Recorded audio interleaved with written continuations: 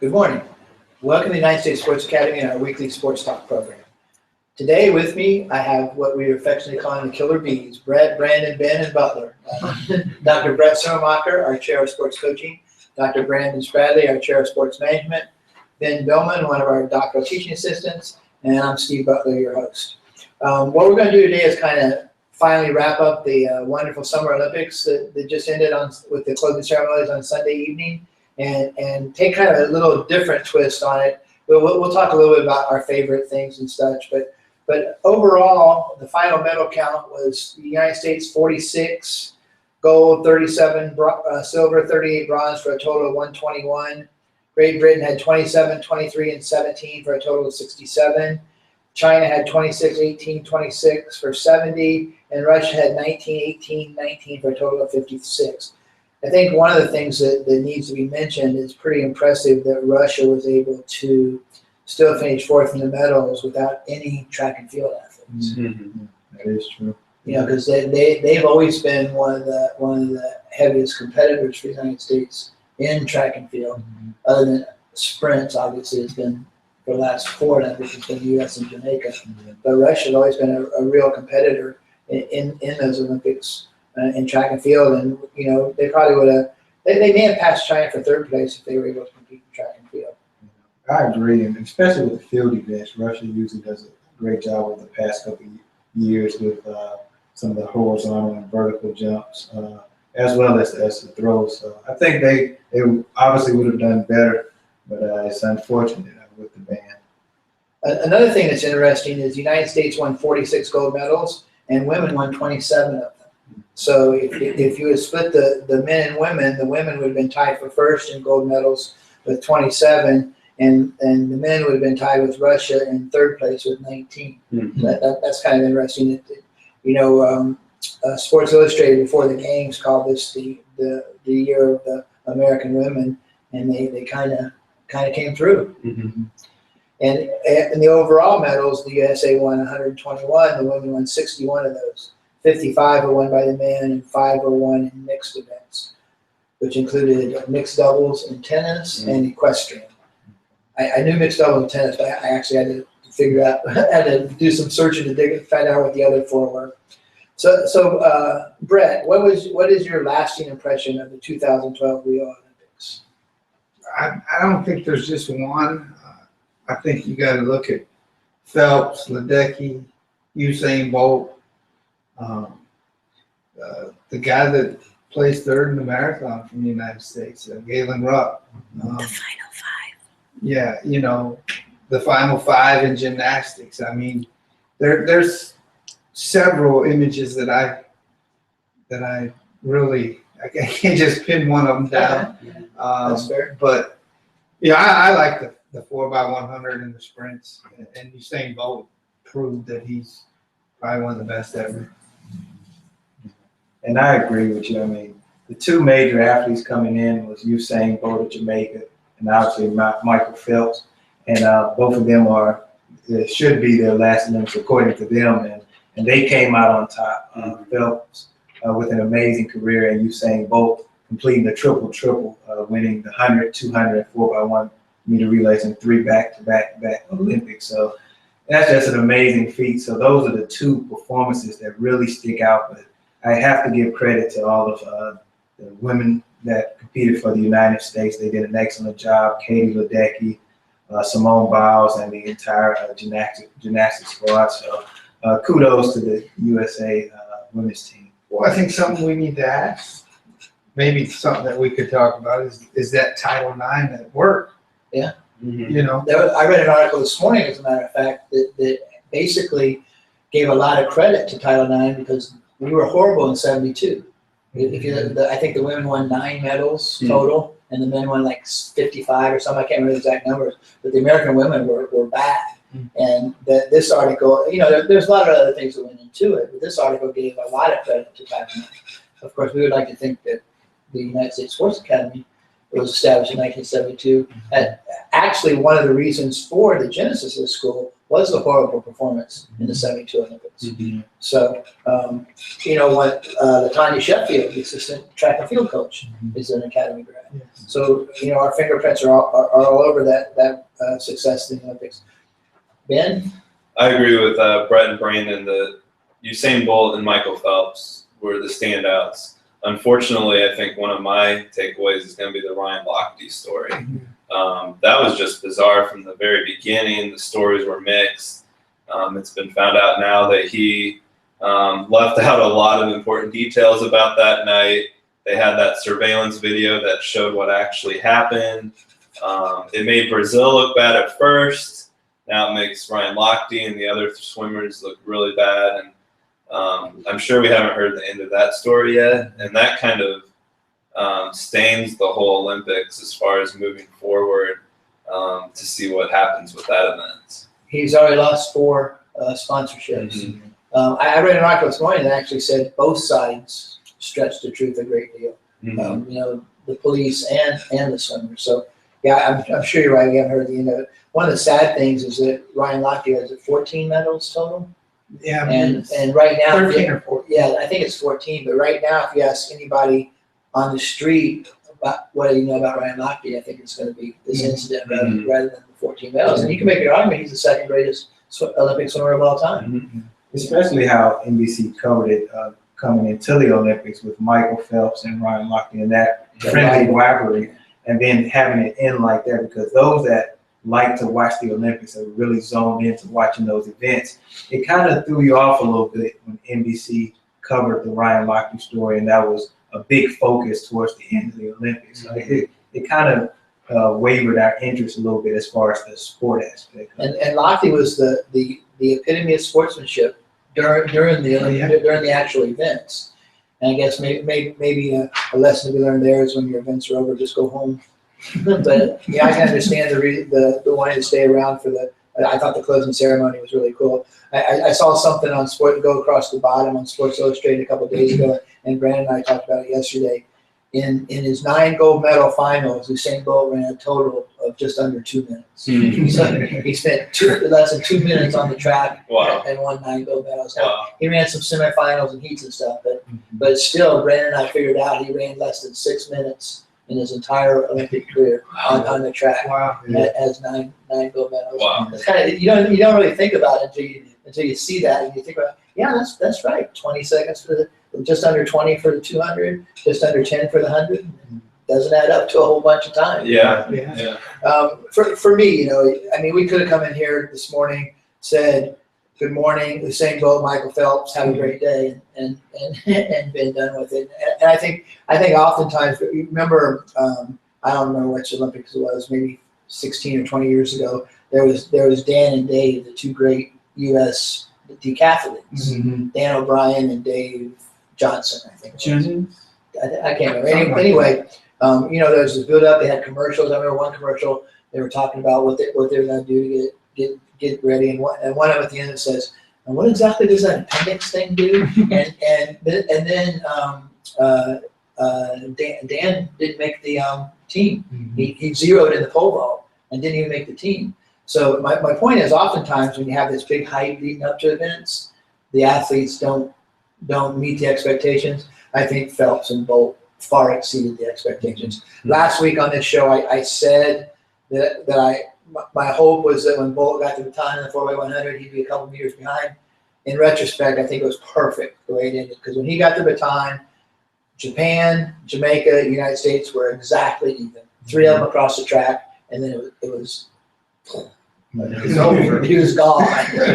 And to win by that much in 100 meters, I mean, people just don't realize how often before Usain Bolt was there daylight between the winner and the silver medalist in the 100 meters. It's usually by hundreds. And usually they call it, and then they have to go back and look at it a couple times. But I mean, there's no doubt in any of his races. Yeah. He was clowning in the 200. Yeah. Well, it was funny when Usain Bolt got the stick in the 4x1, and he looked over to his right and saw Japan there. Because Japan was a big surprise to a lot of people, but he looked over to his right, saw Japan, and then he kind of hit the gas a little bit more and left everybody. But I have to give kudos to Japan, because Otto Bolden mentioned it right before the finals, that they've been practicing their handoffs all year. Mhm. And if you watch that race, their handoffs are superior than any other country in that final. And that's why they won the silver medal. Sure. You switched the fourth guy from Japan and Jamaica, and Japan wins the gold medal. Mhm. And I thought, what's his name? The American guy. What's his name? Gatton? Yeah, Justin Gatlin ran a great leg.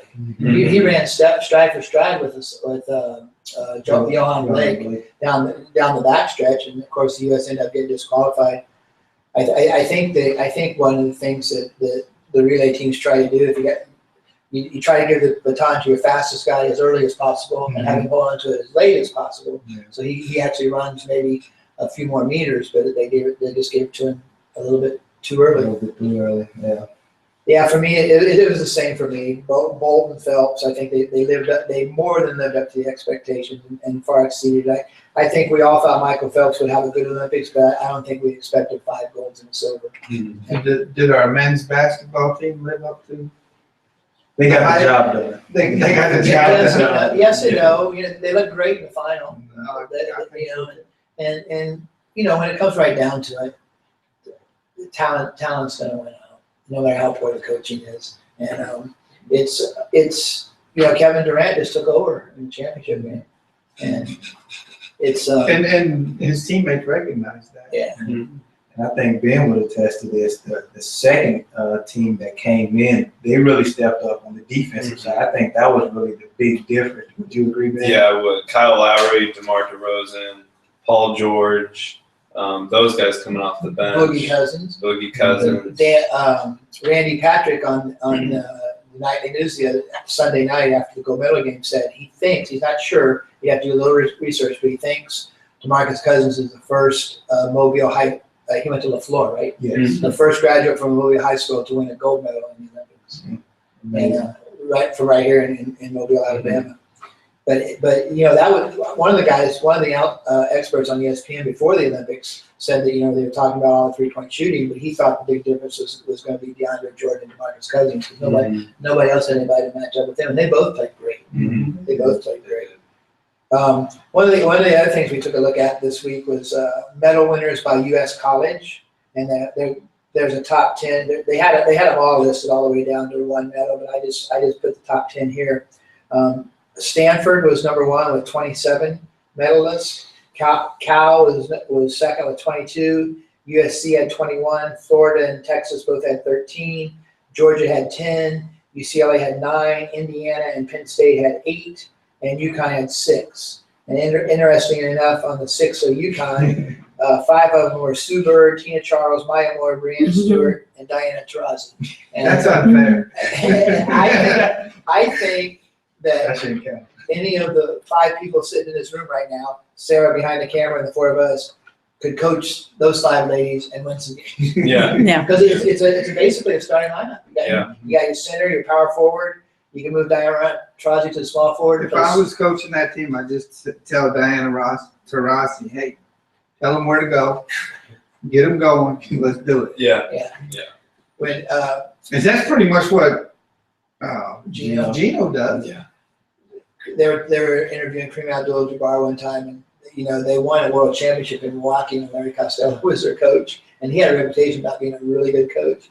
And Kareem said, we call timeout, and coach was just like crazy yelling, screaming all this stuff, and then like the last 20 seconds of timeout, Oscar Robertson would say, okay guys, here's what we're going to do. But yeah, Diana Taurasi is definitely a coach on the floor, but so is Sue Bird. Yeah.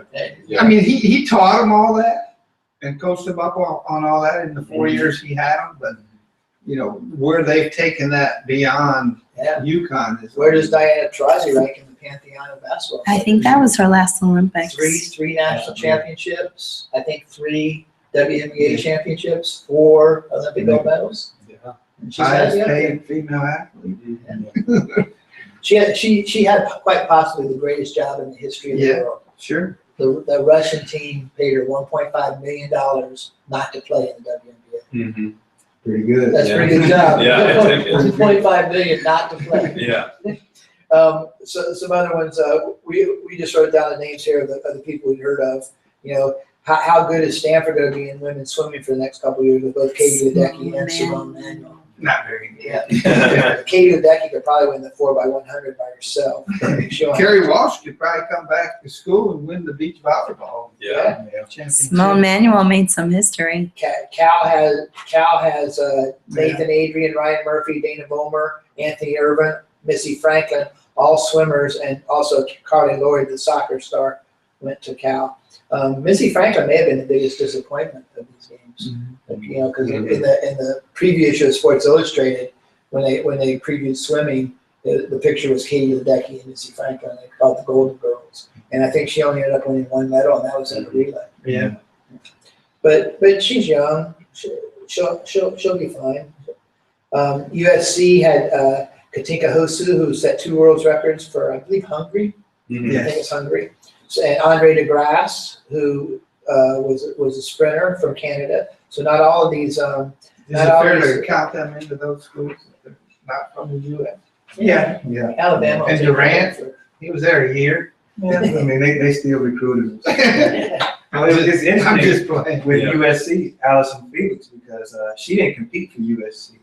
She went pro when she was 17 years old, right out of high school, and she competed in the 2004 Olympics in Athens, and I think won a silver medal. But she graduated from USC. She enrolled in college, and I think she has her degree in elementary education. So she didn't compete for USC, but she went to school. She's a graduate. Yeah. When all the pre-race build up, during the race, and after the race and everything, she seems like one of the coolest people in all the sports. When every time she opens her mouth, something nice and good comes out. And April Ross also went to USC, who was Kerry Walsh Jennings' partner. And I thought it was really cool the way they approached the bronze medal game and the emotion they showed after winning the bronze medal. When a lot of us thought they were going to be favorites for the gold medal. Mhm. I thought that was pretty cool. University of Florida, Ryan Lochte, of course, went there, but I think the big story from Florida is Christian Taylor and Will Clay, who repeated as triple jump gold and silver medalists. And Brandon tells me they're really close friends. And then Will Clay ran into the stands and proposed to his now fiance right after the race. That was pretty cool. Texas, Joseph Schooling is a student at Texas, and of course he's from Singapore. And the next thing we're going to talk about is the Olympic payouts. He made the most money of any Olympian at these games, because Singapore pays $1 million in Singapore, which is equivalent to $757,000 US. So he had a pretty good time there. He may not go back to Texas. No. There was when I lived in Montgomery, there was a kid that had signed a golf scholarship at the University of Alabama, and they had the story on TV. I remember. He called his dad and said, "Dad, I got good news and bad news." And his dad said, "What's the bad news?" He goes, I no longer have a scholarship at the University of Alabama. And he goes, "Oh, what's the good news? I just won $1 million for a hole in one." So he had to renounce his amateurism to accept the award. And then Georgia had Allison Smith, Shawnee Miller, who was she's the one that dove to beat Allison Felix in the Allison 400. Felix in the 400. UCLA, the only recognizable name there is Madison Cochin, who was the uneven parallel bars specialist on the gymnastics team. Indiana had Working on that. Lily King and Cody Miller. Lily King is the breaststroker, and Cody Miller is he was the breaststroker also. He's the one that got smoked by the English guy in the 4x100 medley. Pete. Yeah, Peavy. Peavy, that's Yeah, it. and then of course everything was good. It must be nice coming out of the pool, even a meter behind. You got Phelps and Nathan Adrian left to swim. And then, of course, we talked about UConn. Joe Kovacs from Penn State won the silver medal in the shot put behind the guy from Texas, Ryan Krauser, who won the bow battle. Do you have Oregon on there and No, Ashton Eaton, Oregon didn't do anything. decathlon? Singapore, Malaysia, Azerbaijan, Kazakhstan, Thailand, Philippines, Kazakhstan, Latvia, Italy, and Uzbekistan are the top 10 in the amount of money paid per gold medal. And interestingly, it ranges from $757,000 in Singapore down to $150,000 from Uzbekistan. I guess the one who paid out the most money was Italy, at almost $200,000. They actually had 8 gold medalists. A couple of interesting things on here. USA pays $25,000, and they had 46 gold medalists. But Brazil doesn't pay for a gold medal. They pay $11,000 for any medal, regardless of what color, with one exception. Each member of the football team received $100,000 for winning the gold medal. I was watching the bronze medal match in women's beach volleyball, and one of the commentators made the comment that volleyball is the national sport of Brazil, but football is a religion in Brazil.